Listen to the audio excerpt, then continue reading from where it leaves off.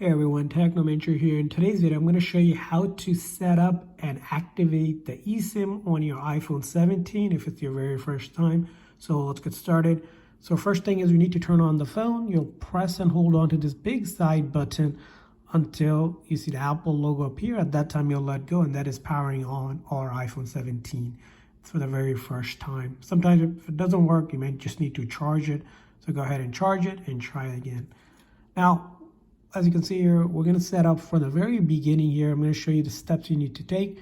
So first thing is you're going to get is a selection of the language here. So we're going to select our language, and then you're going to select your region or country. So let's go ahead and select our language. Our region should come up already.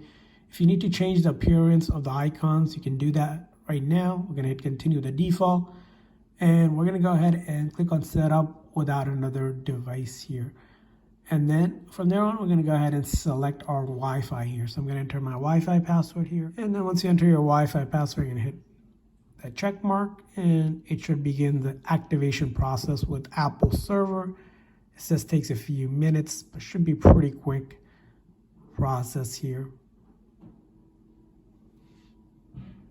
And after that, we're going to hit continue with the data and privacy. You want to select your age range.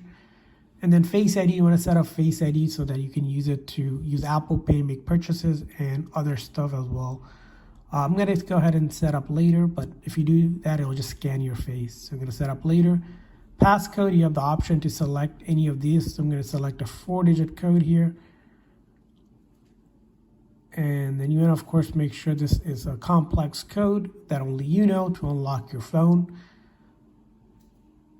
And then from here on, it's an important part is that if you already have a backup, maybe you're moving it over from another device, you want to follow the prompt basically that applies to you. So if you have iCloud backup, you would do this if you're looking to bring over your apps and information like photos, notes, videos, and such.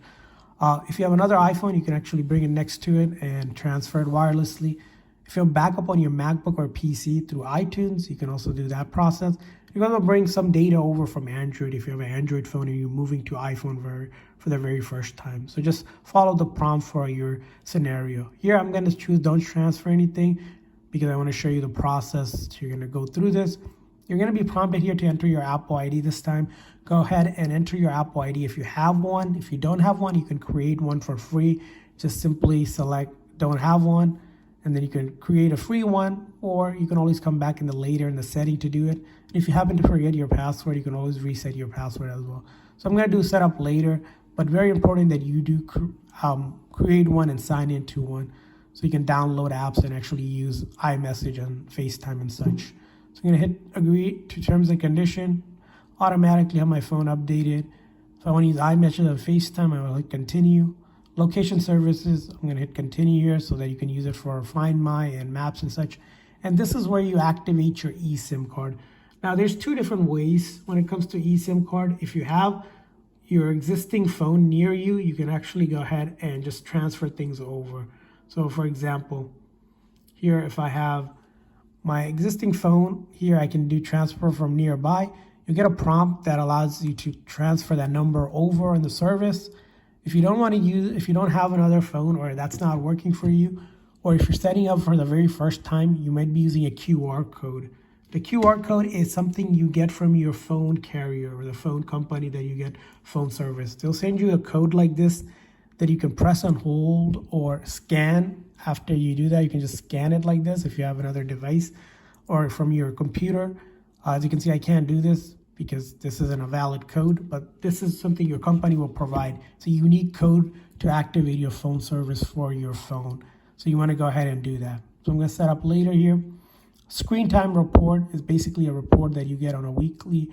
Inside of it, you can just hit continue or and then iPhone analytics if you want to send your analytic data to Apple. I usually don't, but you can.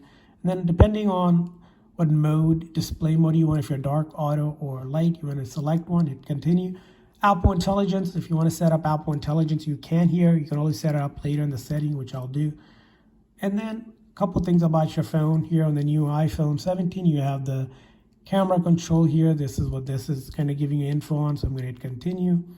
And then the action button, which I'm going to hit continue, but basically you can customize it to be a certain action.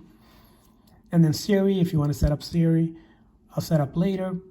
And then emergency SOS basically allows you to make emergency SOS calls in case if you're in emergency situation, crash, or even area where you don't get signal, you can use satellite. So hit continue. And finally, welcome. And we have basically set up our phone. We're ready to go. If you have set up your service, you just see it up there. You start making call, text, browsing. And then if you didn't create or sign into your Apple account, you want to do it from here. So you can go ahead and download and install apps from the App Store that will be available for you. So that's how you do it. I hope this video was helpful. So please consider the like and subscribe button for more tips and tricks. See you guys next time.